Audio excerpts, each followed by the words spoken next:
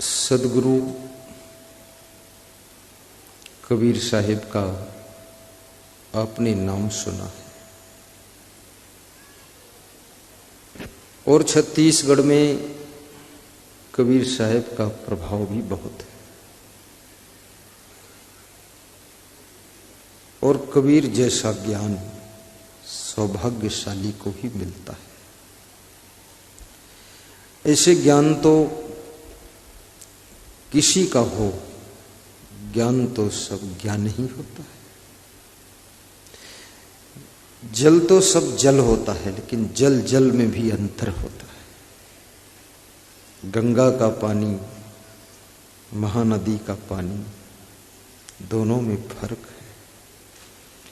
है। ऐसे ज्ञान में भी थोड़ा सा फर्क होता है। वो क्या फर्क है वो आपको कभी नहीं बताऊंगा।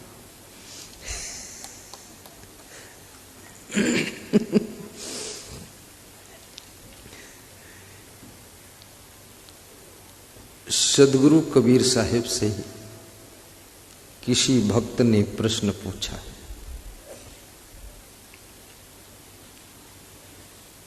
कि संसार में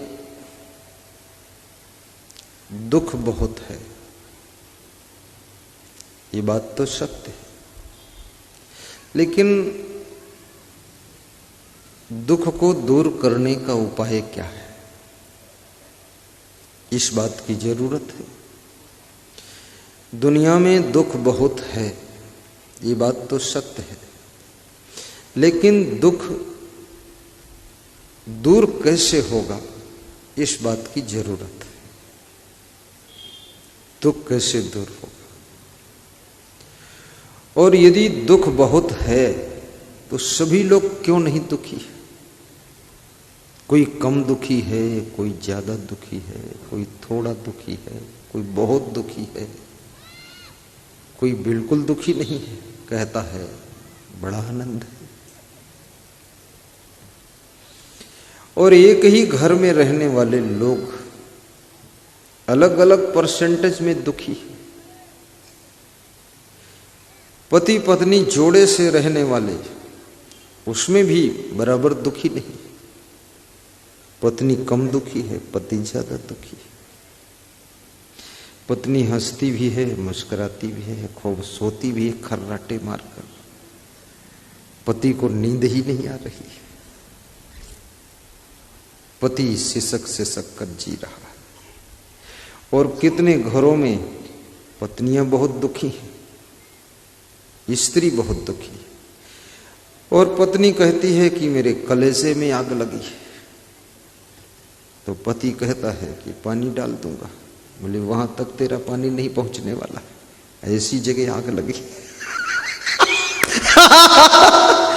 ये बड़ी विचित्र आग है। मैं बचपन में अपने गांव में लेडीजों को कहते हुए सुनता था कि हमारे कलेजे में आग लगी। तो मैं उसको बोलता था पानी पी ले तो अंदर अंदर बुझ जाएगी। बोले तुम मत बोला करो बस। तो हमने कहा मेरे बोलने से क्या आग बढ़ थोड़े जाएगी, बुझा दो, आग लगी हुई है। लेकिन सवाल इस बात का है, ये आग किसने लगाई है, और जिसने लगाई है तो उसने क्यों लगाई है, और जो आग लगी है तो आग बुझेगी कैसे, इसको बुझाएगा कौन? कबीर साहब कहते हैं नर हरि दौ लागे, विकार बिनु ईंधन, मिले न बुझावन हरा। कबीर साहब कहते हैं नर, हे मनुष्य, तेरे भीतर जो दावाग्नि लगी हुई है, आग भी कई प्रकार की होती है, जठराग्नि, दावाग्नि, मंदाग्नि। तो कबीर साहब कहते हैं जो तेरे अंदर आग लगी है, ये लकड़ी और कोयला और पेट्रोल से उत्पन्न हुई आग नहीं है, ये गैस सिलेंडर की आग नहीं है, ये आग तूने ही लगाई है, और तू ही जिस दिन बुझाने के लिए संकल्प लेगा, बुझाने की जिस दिन तेरी इच्छा होगी, उसी दिन ये आग बुझाने वाला तुझको मिल जाएगा।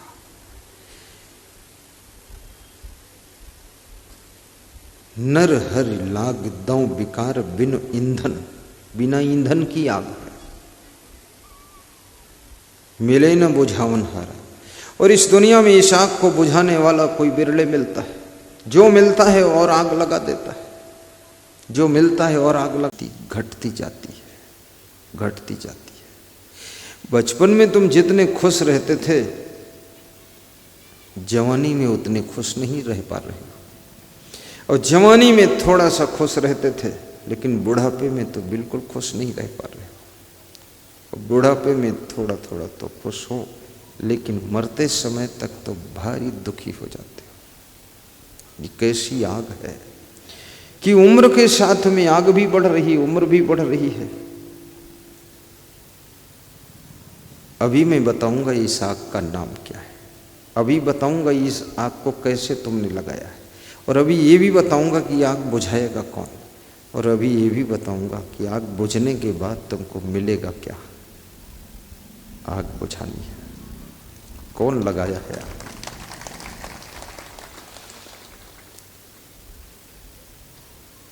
संत लोग एक दोहा गाते हैं कि आग जो लगी आकाश में, झर झर गिरे अंगार,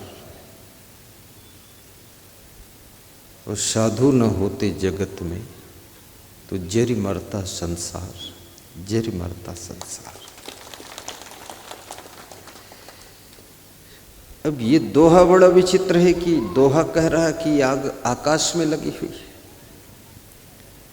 और झरझर गिरे अंगार, ऊपर से अंगार गिर रहे, तो इसमें तो साधु भी बैठे हैं आकाश के नीचे, ये भी जल जाएंगे। तो कैसे बचोगे? आकाश में बादल है, बादल से जब पानी बरसता है और पानी बरस रहा हो तो कौन बचता है भीगने से? जो छत के नीचे बैठा है वो बच जाता है, और या जो छाता लगाए हुए वो बच जाता है, या किसी भी चीज की छाया जिसने ऊपर कर ली है, जिसमें पानी टपक करना है, वो भीगने से बच जाता है। इसलिए आकाश में जो आग लगी है, अंगार गिर रहे हैं, तो याद रखना उन अंगारों में जलने से वही बच सकता है जिसने सत्संग का छाता लगा लिया है या भक्ति की छत बना ली है।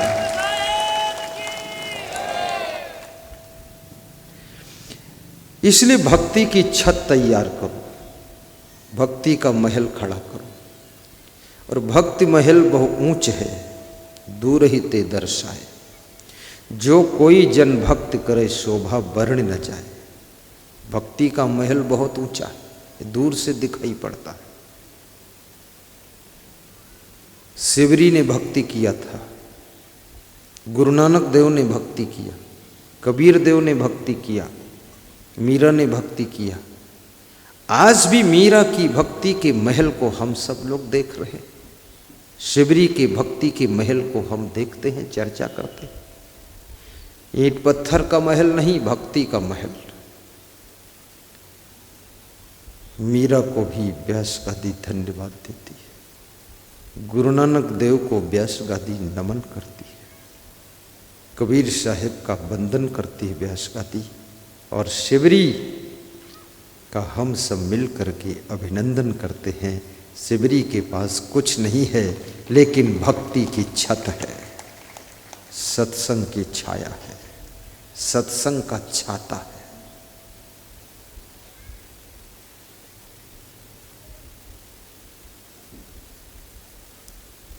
नर हरि लाग दो विकार बिन ईंधन मिले न बुझावन हारा।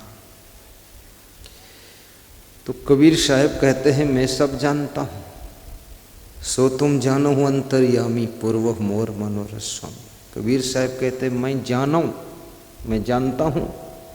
तो क्या जानते हैं कबीर साहब? कहते हैं मैं जानो तो ही से व्यापे, ये तेरे से ही आग फैली हुई है, ये तेरे द्वारा ही आग पैदा हुई है। इस आग को लगाने वाले भी तुम हो, तो इस आग में जलने वाले भी तुम हो, और इस आग को बुझाने वाला कौन है? मिले न बुझावन हारा। कोई सदगुरु जब मिल जाता है और ज्ञान की वर्षा करता है, और ज्ञान के जल की वर्षा के द्वारा हमारे आप के भीतर लगी हुई काम, क्रोध, लोभ, मोह, अहंकार, ईर्ष्या, द्वेष की आग बुझ जाती है और जीवन में शीतल शांति की अनुभूति होने लग जाती है। ये बहुत बड़ी आग है। गा दीजिए एक चौपाई। जो आग लगाई है तुमने, उस आग से तन मन जल जाए। जो प्यास बुझाई सद्गुरु ने, उस ज्ञान से तन मन खिल जाए। जो आग लगाई है तुमने, उस आग से तन मन जल जाए। मिले न बुझावन हार। ये आग कैसे लगती है? जितना अधिक तुम कुसंगत में रहोगे उतना अधिक आग लगेगी। काम, क्रोध, लोभ, मोह, ईर्ष्या, द्वेष, अहंकार की ज्वाला कुसंगत को पाकर के ज्यादा धधकती है। बचपन में संगत और कुसंगत ये सबसे तुम दूर रहते हो। युवावस्था आने के बाद तुम्हारा चंचल मन कुसंगत को ढूंढने लग जाता है। माँ बाप तुमको बचाते रहते हैं, रक्षा करते रहते हैं। एक अंधा आदमी था, उस अंधे आदमी की एक लड़की थी। लड़की धीरे धीरे जवान हो गई, तो उस लड़की बिगड़ न जाए ऐसा उसको चिंता रहती थी। हर माँ बाप को इस बात की भी चिंता रहती है कि मेरा बेटा, मेरी बेटी कहीं बिगड़ ना जाए। और जो बेटे और बेटी माँ बाप की इस चिंता को दूर कर देते हैं, याद रखना वे बेटे और बेटी साधारण नहीं होते हैं। वो कोई दिव्य आत्मा ने आकर के बेटे और बेटी के रूप में जन्म लिया है। जो शिष्य गुरु को इस चिंता से मुक्त कर दे। मेरे पास कई शिष्य ऐसे वो कहते हैं आप बिल्कुल इसके बारे में सोचना मत, इस तरह की गलती कभी नहीं होगी। और जिस दिन तुम्हारे माँ बाप इस भय से मुक्त हो जाए कि मेरी बेटी, मेरा बेटा, मेरी बहू कुसंगत में पढ़कर बिगड़ेंगे नहीं, भरोसा आ जाए, विश्वास आ जाए, उस दिन तुम्हारे माँ बाप की सिर से 100 कुंटल का वजन कम हो जाएगा, एकदम हल्के फुल्के हो जाएंगे। इसलिए आज बेटी बहुओं के लिए, बेटों के लिए, नातियों के लिए भी चुनौती का विषय आ गया है। तुम यदि अपने माँ बाप को, दादा दादी को प्रसन्न चित्त देखना चाहते हो, सास ससुर को, तो कृपया केवल तुम सुधर जाइए, तुम मजबूत हो जाइए, तुम चरित्रवान बन जाइए, उनकी 90% चिंता कम हो जाएगी। ये सच बात है, बिल्कुल सच है। अंधा बाप, एक बेटी उसके पास में, उसका हाथ पकड़ कर रखता है कि बेटी का हाथ पकड़े ताकि इधर उधर कहीं जाए ना, आंखों से दिखता नहीं है, हाथ पकड़े रहता था। परंतु याद रखना 13 साल की उम्र में बेटी, 14 साल की उम्र में बेटा युवा अवस्था में प्रवेश करते हैं। जवानी का आगमन 13 साल की उम्र में हो जाता है बेटियों के पास, बेटों के लिए 14 साल की उम्र में होता है। और 16 साल की उम्र में जवानी में यदि विवेक नहीं है, सत्संग का प्रभाव नहीं है, भक्ति का प्रभाव नहीं है, तो ये मन और इंद्रियां विचलित होने लग जाते हैं। इसलिए जितना अधिक जरूरत 10 से 15 साल की उम्र के बच्चों को सत्संग की है, उतना अधिक जरूरत बूढ़ों के लिए अब नहीं है। बूढ़े तो ठिकाने लग चुके, उतनी जरूरत नहीं। और जवानी को विचारकों ने तूफान कहा है, इसलिए बचपन में सत्संग की महती आवश्यकता है। बच्चों को रामायण भी पढ़ना चाहिए,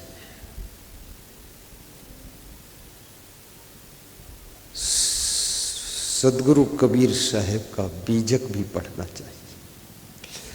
और आज की तारीख में इतनी सुविधा है कि मोबाइल में यूट्यूब में प्रवचन आता है, उसको सुनना चाहिए।